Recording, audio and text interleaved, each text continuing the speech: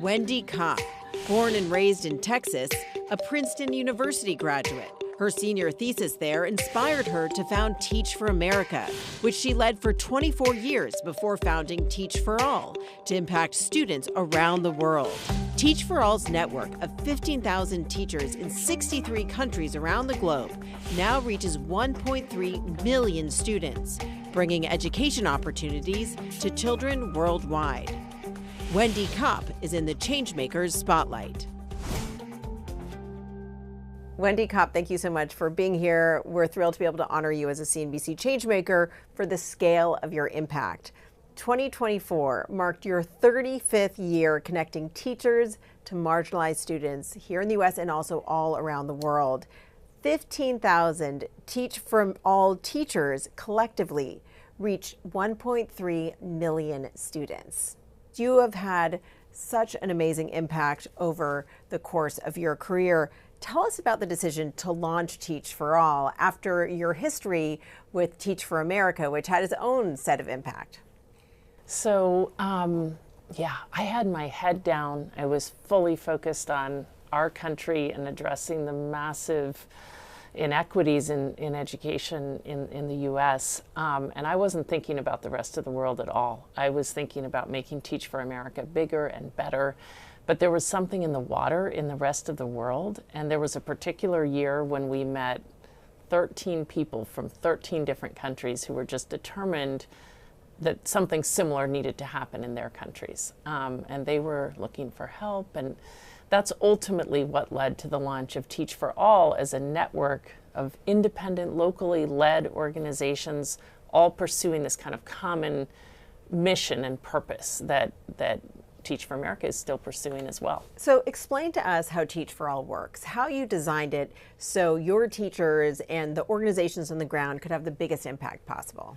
So the big idea that brings everyone across Teach for All together is the idea that we need to, if we're going to address the fact that the circumstances of kids' birth predict their outcomes, it's a big, complex, systemic challenge, and we know that no one thing will solve this problem, that ultimately it will take many things, which means it will take a lot of leadership, like at every level of the system, around the whole ecosystem around kids. We need what we've come to call collective leadership, meaning enough people who are on a mission to make the system work for kids, who are all working together, like exercising leadership in their individual positions as teachers, as school leaders, as school system leaders, in government, as social innovators, as advocates, but who are also stepping up from their individual pursuits and working together. And what Teach for America is doing, and Teach for India, Teach for Zimbabwe, Teach for Afghanistan, is working to develop that collective leadership. And we share an approach for developing that. And so tell us a little bit about how you take this idea, and it really seems like it all stems from this idea of collective leadership, and you make it happen. You learned so much running Teach for America here, and we'll talk about that in a bit, but how do you actually bring this to life and impact those students all around the world? Well, I guess what I had learned through my Teach for America experience is that, I mean, for sure I knew that I wasn't going to sit here in the U.S. and drive change, say, across the world in India, right? Like no one could have sat in India and drove change here in the U.S. in our most marginalized communities. So the whole idea behind Teach for All's approach to scaling impact is to get behind local social entrepreneurs who are on a mission to address that same issue in their countries and want to leverage this approach to enlisting promising leaders in their countries, people of all different academic backgrounds who, you know, maybe never thought they would teach. Maybe they're engineers and political science majors, but they have a track record of leadership, and they enlist them in committing just 2 years initially to teaching in the most under-resourced communities in their country, and then they invest a lot in them. And those 2 years are so important for their students and so important for the leadership trajectories of those teachers. They're completely transformative. They lead to a lifetime of leadership. So in fact, over the years, we've brought in, you know, actually 120,000 people, if you go way back to the beginning of Teach for America, who've committed just 2 years, but have never left the work. 75% of them never leave the work after their 2-year commitment to teach. They may leave the classroom, but they become those leaders who are working throughout the system, who have the networks and relationships to work with each other and with many others in the system to affect the changes that we need to see. And you've really seen, and it sounds like the data really illustrates how having those formative years in your early 20s, those teachers coming straight out of their own education in college, to have that experience impacts their whole life. It really does. I have to say that one of the first experiences with Teach for All, I mean, we were seeing that long-term leadership effect at Teach for America. We were seeing that people would commit 2 years and they would never leave, and at a very young age they became this incredible leadership force for change. But when we started meeting people around the world, some of them thought because of the cultures of their countries, it would be very hard for people to stay full-time, long-term in kind of mission-related work, but they thought it'll still matter. They'll go into business and they'll be concerned civic leaders, right? But yet we saw the same results everywhere, even the same data points. Like all these different countries, you could be in Chile or Peru or Austria or India, and no matter what, you commit 2 years and 75% of you will never leave. So we started doing research to understand what happens to people during those 2 years. And that research showed us just how significantly the 2 years influence values, mindsets. You know, we saw people come to believe even more in the potential of the students and in the communities in which they're working, even more in their own ability to make a difference. And we saw them come to understand the nature of the problem and the solution very differently. They came in thinking it was kind of a technical problem and solution, and came out really understanding the complexity, the systemic nature, the adaptive nature of the solution. So what we saw through that research is they really become the leaders we need, right? Who have such a sense of possibility, such a deep understanding of the issues and their solutions. And we also saw that their career trajectories and priorities completely shift. Yeah, that's phenomenal. Now, shifting from the teachers to the students, you've talked about how the students of today are going to be leading the world in just a couple of decades. Beyond the basics like reading and math, what is it that you want your network of teachers to be teaching to the students and the leaders of tomorrow? You know, about 10 years ago, we came together as a global network and asked ourselves that question, essentially, and asked ourselves, really, what are we working towards for kids? We put a time, like we said, in 25 years, what do we want to have be true? And because we framed the question that way, we started looking at where will the world be in 25 years? And it's, you know, we all read and we know, but there's something about those processes where you really get your head around just how much uncertainty there is, how much the economy is changing, how much the environment is degrading, you know, like the growing conflict in the world. And seeing that led us all to just collectively realize if we're not preparing today's students as the leaders we need to solve those complex problems, there's no hope for reaching any of our aspirations for peace and sustainability and justice. So we really came together around a different vision than we had initially, which is around ensuring that all of our kids have the kind of education and support and opportunity that it will take to shape a better future. So the implications of that for what we teach are very significant, because in addition to the kind of strong academic mastery, which is so crucial, we need that in order to have the kind of problem-solving, critical thinking skills. We also need to foster students' sense of agency, their awareness of the world, their empathy and sense of connectedness to people and planet. So how does AI fit into this? AI is transforming every industry. We've heard a lot about how AI can be used as a personal tutor. How do you think AI should be transforming teaching and can be used to advance your interests and your mission? First of all, it's given every teacher a personal assistant. So that's game changing, right? These are some of the most overworked professionals, and now they can do many, many things much more easily. So that is already a revolution. I guess what we've seen historically, I mean, I think we are all trying to figure out ultimately what are the implications of AI? How will that shift every sector, including education? I guess what we've seen so far is that technology really amplifies what's there. Like, technology in the hands of an extraordinary teacher is just incredibly accelerating of good things for kids. Like, it engages kids, they can solve bigger problems. I mean, it's incredible, right?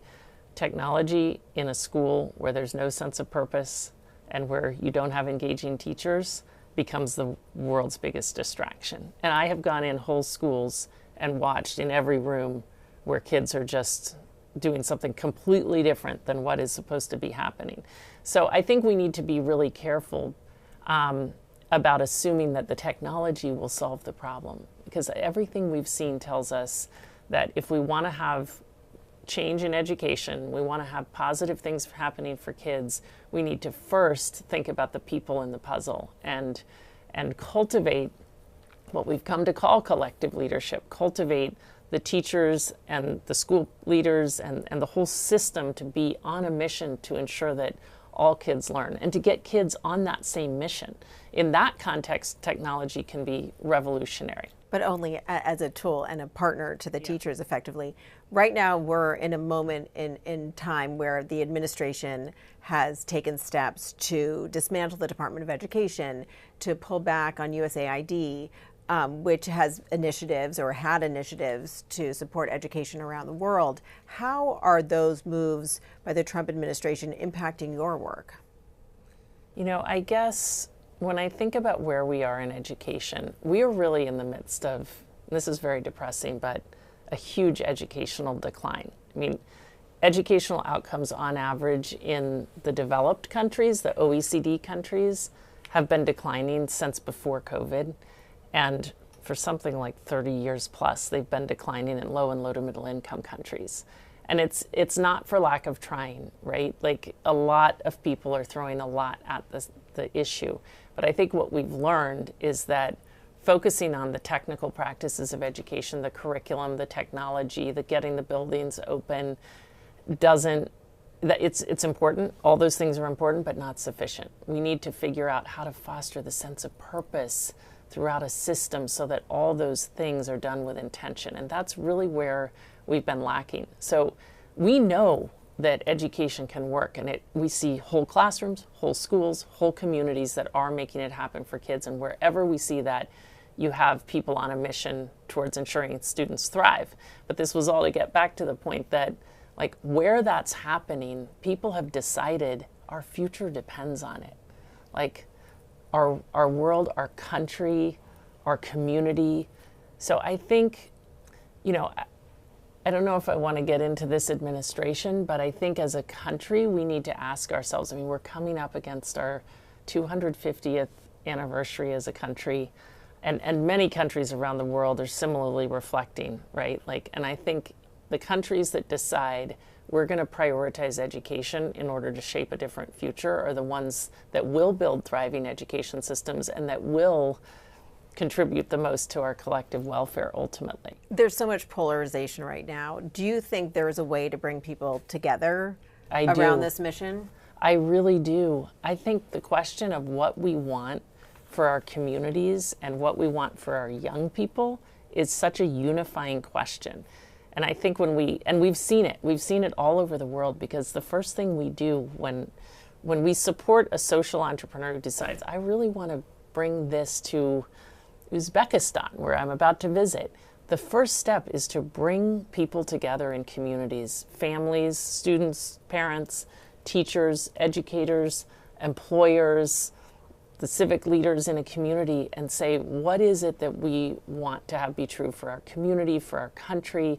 What are the actual challenges and opportunities facing our young people today? And therefore, what do we want to have be true for kids? And that process is the center of everything. And we've seen all around the world how much of a unifying force those questions are. And I think if we're asking those questions in communities, we can come together around what's most important. I want to understand how you've distilled your mission, really built this idea of collective leadership, and impacted so many people. And to me, that's really about understanding who you are as a leader and how it all started. Tell us about the origin story of Teach for America, which started when you were a college student, which is so amazing and inspiring. What made you want to start Teach for America back in 1989? So I was a college senior. Our generation was known as the me generation. People were convinced that we all wanted to go work on Wall Street. And that really didn't resonate. I felt I myself was just searching for a way to make a real difference against the inequities in our country. You know, I was a concerned college student, a public policy major, and I felt that I wasn't alone, that there were a lot of people searching for that. And as I looked around, I realized the issue is, in fact, not the generation. It's that all the employers are banks and consulting firms, just banging down our doors, asking us to commit just 2 years to work in their firms. So that is what ultimately led to this idea. Why aren't we being recruited as aggressively to commit just 2 years to teach in our country's most under-resourced communities? And I became very obsessed about this idea, both because I thought we'd channel all this energy into the places that need it most, but also because I thought this would change the values of a generation, the priorities of a generation. Like if we have our first 2 years be teaching in urban and rural public schools instead of working in banks, I thought that'll change the consciousness of our country. And by the way, the data turned out to indicate that that's true. It did change the trajectory of all those teachers. It's so amazing to me that you weren't held back by precedent. And you weren't held back by fear, and you had this idea and you just executed it. How did you overcome the logistical challenges and maybe people telling you, well, if this hasn't existed, then why should it exist now? Yeah. I think I had two things going for me. One, I was obsessed with this idea and have been, I guess, now for 35 years, literally obsessed. I mean, it was so clear this had to happen. The timing was perfect. It was the kind of thing where I would mention the idea and people would say, doesn't that already exist? I mean, it was just such an obvious idea of that. I think it's an obvious idea of every era. So there was that. And once you get obsessed with an idea, you just can't let it go. But I also was just blessed with the power of inexperience. You know, I had no idea. People always ask me, did you realize? And was like, oh yeah, I thought we would be like the scale we are now 3 years in. Like what I underestimated was how hard this was going to be. I just didn't know. And that's, I think, why we need young people tackling big challenges, because they'll ask the big questions and dive in without being kind of held back by all the experience, which is also very valuable. But there's room for both. Like we need inexperience too. So were you always tenacious? Did you always have that ability to dismiss naysayers, or was this something that you built through that obsession with this idea? I think that is probably my strongest trait from birth. So that is your superpower. Yes, I think so. And so given what you see as the power of and the value of inexperience, what would your advice be to young people who have an idea, maybe an inkling of something that they dream maybe could turn out to be something like Teach for America? How should people think about that given what you learned? I would say a couple things come to mind. I mean, one, and I always think about this with new teachers as well, like, what's your biggest piece of advice? It's like we've got to walk the right line between confidence and humility. Like we need to act on our convictions, on our values, on our big ideas, but also be open to learning and build the relationships and ask for feedback. And I think it's getting that intersection right. And for entrepreneurs, it's the same thing, right? Like we need to be confident, but we also really do need to be open and be able to understand, you know, the feedback that we're getting. So that's one thing I would say. It also sounds like you think if someone has an idea, they shouldn't wait. They should dive right in and seize the moment, even if maybe they don't have years of experience. Yeah, I think it depends on the circumstance. Like the other thing I would say is it's just really important to know the world that you're trying to make a difference in. Like in my case, what I understood was college students. I mean, because I was one, right? Like I had proximity to that, and that was the core thing we started out with. Like the world really, like when I went out trying to sell this idea, the people in the schools and the school systems and even in the everything from teachers unions to schools of education were like, this is fantastic. This is just what we need. I mean, there was so much encouragement, but people said, this will never work. You will never get college students to do this. And because that was the feedback, I thought, okay, well, I know we'll get the college students. So that's really why I had real confidence in pursuing it. So you always have been tenacious, but how has your leadership style evolved over time? You scaled Teach for America over 24 years to be a massive organization with such broad impact. How did you change as a leader? I think the core shift has been towards an appreciation of collective leadership. You know, I think when you're an entrepreneur, like it kind of doesn't happen if you don't do it when you're out there on your own. And that was my first months in this were very validating of that. Like, if we need money, you have to raise it. If you need a mailbox, you got to build it. There's no mail anymore, so it doesn't matter. But you know what I mean. So I think over time, what I've learned is that there are so many challenges, and especially in this work of ours, it's just very complex. But I've relaxed a lot because I know I don't have to solve all of them. I can rely on others. And I've just seen the power of diversity and divergent thinking. And of course, it's still a journey, but I've really come to believe so much in the power of collective leadership. And is that something that you understood earlier in your career, or is that a concept that you've sort of built over time? I think I've come to understand it over time. And I think many different experiences have kind of led me to that, including the Teach for All part of the journey, where, I mean, we had obsessed over every detail of how we built Teach for America. And then I started meeting all these brilliant, deeply committed people in different cultural contexts who would approach the same idea, but in different ways, and would make it better. So it gave me such a deep appreciation for the power of diversity and of just creating the kind of context that really inspires lots of leadership from lots of people. Yeah, I mean, there's so much in that answer. And, you know, when you were scaling Teach for America, you were dealing with the diversity within the United States in terms of different communities, urban and rural. And then when you were scaling Teach for All, or as you have been scaling for all, you're dealing with entirely different cultures. Yeah. Beyond the power of collective leadership, what have you learned from operating in such different types of cultures and with such different types of leaders who are your collaborators effectively? Yeah, I've just seen the power of diversity and of different cultural contexts. I feel like I'm working with the same hearts, minds, and souls all over the world. I mean, we're in Afghanistan and Zimbabwe and so many different places in between. And I've just seen essentially the same people pursuing the same idea in such different places and with kind of different sources of inspiration. And we're all making each other better. You know, we're all learning from each other. And that's just super powerful. So here we are right now at a time of so much uncertainty here in the US and also around the world. And you've talked about the value of diversity in the social impact sector and social innovation. What do you think should be done right now to appeal to a diverse assortment of people, both in the US and internationally, to know that this is something they could do for 2 years and maybe it'll open other doors for them? How do you speak to this new generation? We think so much about this generation because, first of all, there's so much evidence about their level of commitment to justice, to environmental sustainability. The world's challenges are more visible than ever.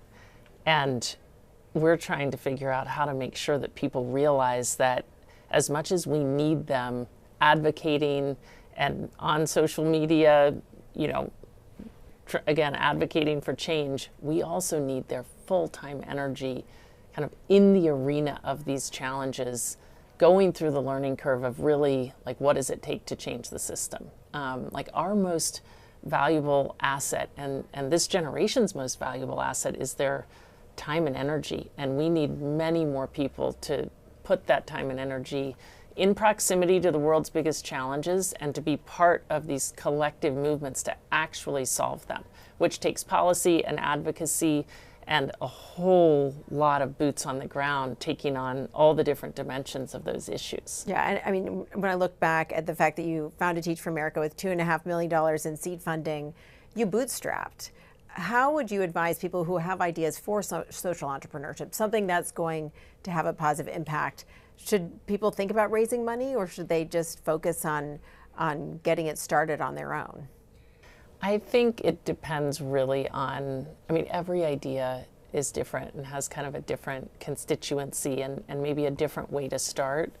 But the thing I would just say, I mean, the entrepreneurial journey is very challenging, and it's really challenging when you're just getting going.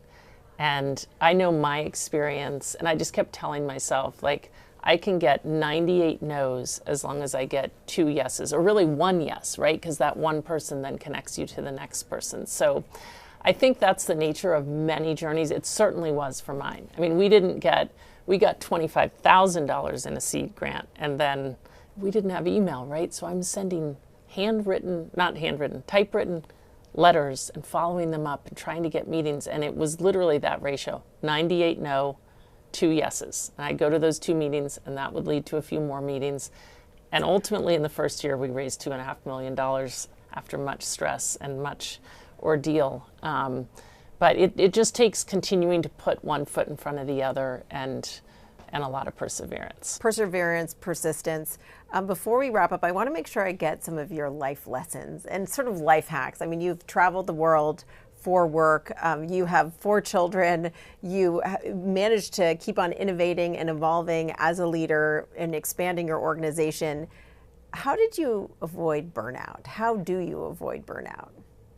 I've never related to the concept of burnout. I mean, I think maybe I just really lucked out in coming to this idea, which has just kept me so intellectually engaged on the whole way. I mean, every year I'm as engaged now as I ever was. I feel so lucky to work alongside incredible people drawn to the same kind of purpose, vision, and values. And we support and push each other every day and learn every day.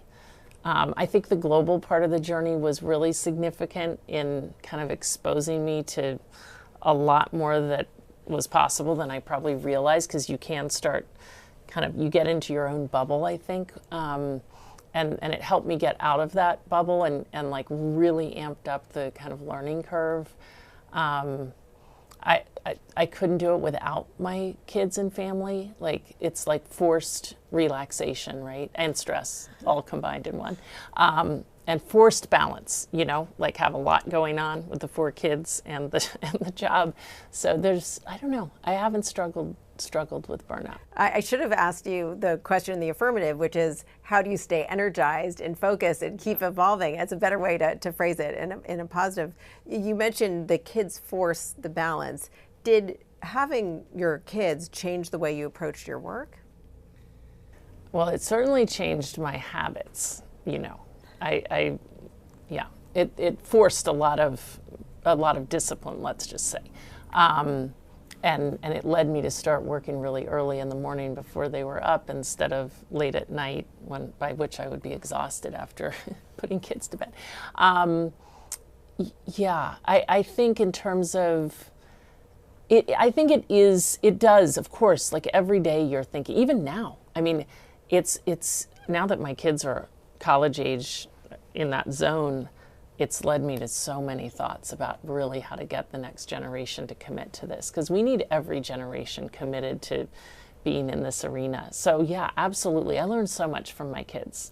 And do you have a community of friends, advisors, mentors who help you out even now or inspired you originally? I have so many, from my husband, who's my best thought partner, to all of my colleagues. I feel so grateful for the people who've committed themselves to this work, which is, hundreds and probably thousands of people, plus like all that community of the network. Now we have 63 CEOs leading these movements in such different countries, and we're so deeply interconnected. We learn from each other every day.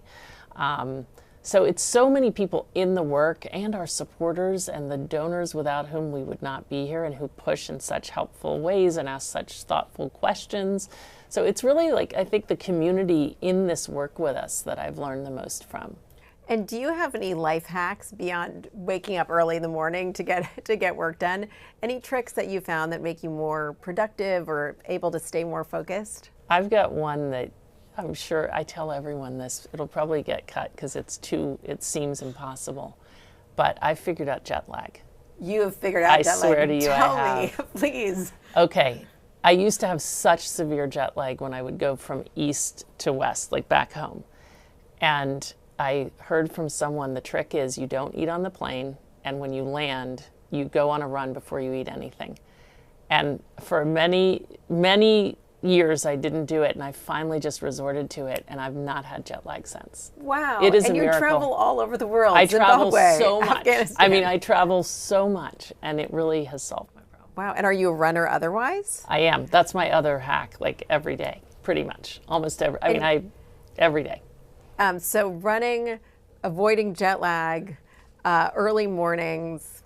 And is there any advice you would give to your 22-year-old self when you were founding Teach for America? Is there anything you know now that you wish you had known then? Things that you wish young people would know?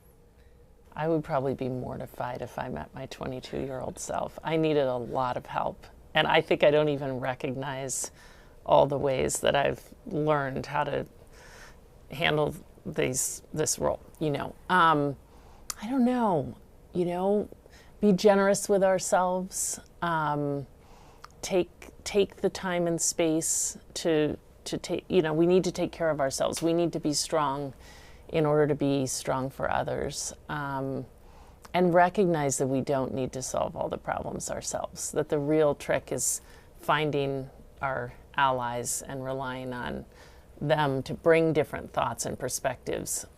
That has brought a lot of peace, just realizing that. You say you would be mortified, but the fact that you didn't know what you didn't know was a superpower. Absolutely. It enabled you to do so much. It's true. So maybe we need young people to start things and try things and do things before they realize how hard it's going to be. I think we really do. And we've seen that in our work. We're recruiting all these young people who start teaching in systems that are not set up to meet the needs of kids, and they ask really naive and important questions, and that's really important. And it's why we need this next generation to keep getting in there early on before they are kind of too experienced to ask the big questions. The power of inexperience. Thank you so much for sharing your perspective with us. It's great to be able to honor you as a CNBC Changemaker. Wendy Kopp, thank you so much for talking to us today. Thank you so much. Thank you.